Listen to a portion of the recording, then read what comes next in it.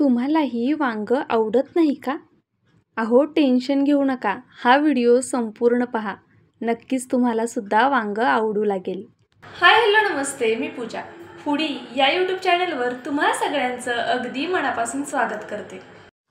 आज मी तुम्हाला अतिशय झटपट आणि सोप्या पद्धतीने वांग्याची रेसिपी दाखवणार आहे.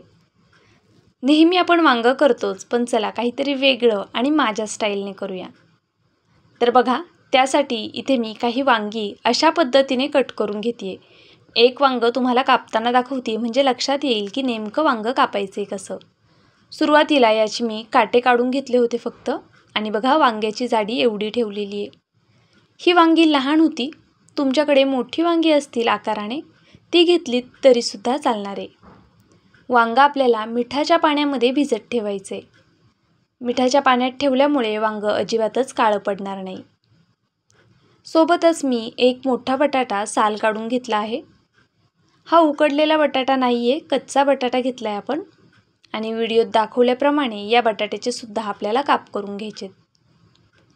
बघा, वांगी जशी कट केली आहेत ना आपण लांब लांब उभी, त्याच पद्धतीने हा बटाटा असा लांब आणि उभा ठेवायचा. तर पाहू शकता, अशा पद्धतीने मी संपूर्ण बटाटा कट करून घेणार आहे.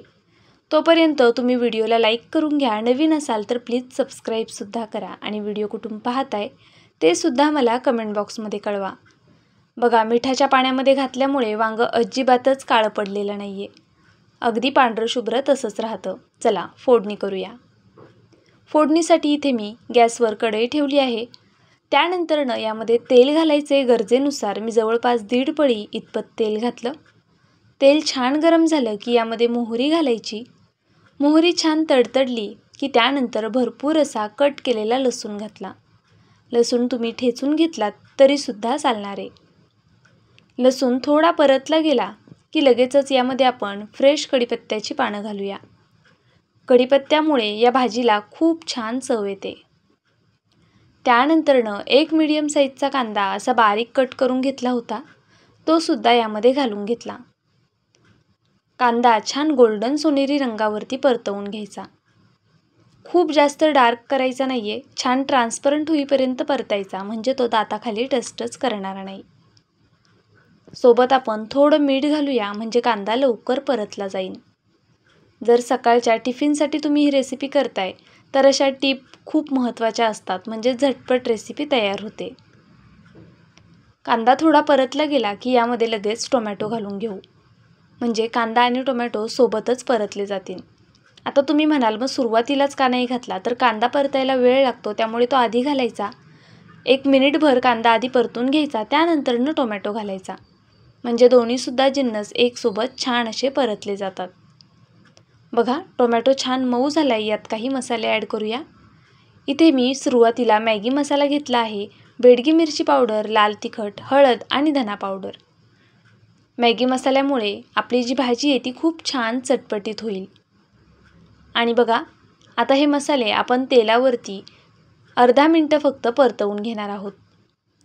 मसाले जरा तेलावरती परतून घेतले की त्याचा सुगंध खूप छान येतो भाजीमध्ये. त्यानंतरनं आपण यामध्ये कट करून ठेवलेली वांगी आणि बटाटा घालून घेऊया. बघा, आता एवढा वेळ कांदा टोमॅटो परतून झाला, मसाले परतले, तरीसुद्धा वांगं काळं पडलं नाही. वांगं नेहमी मिठाच्या पाण्यात घाला, साध्या पाण्यात न घालता. आता आपण हे छान असं परतून घेणार आहोत.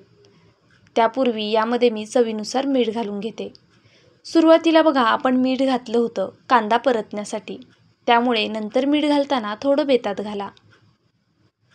सर्व भाजी छान अशी मसाल्यामध्ये मिक्स करून घेऊया. त्यानंतरनं झाकण ठेवून 2 ते 3 मिनटं छान अशी वाफ काढून घ्यायची आहे. तर बघा, इथे मस्त मी अशी वाफ काढून घेतली. आता भाजी एकदा हलवून घेऊया.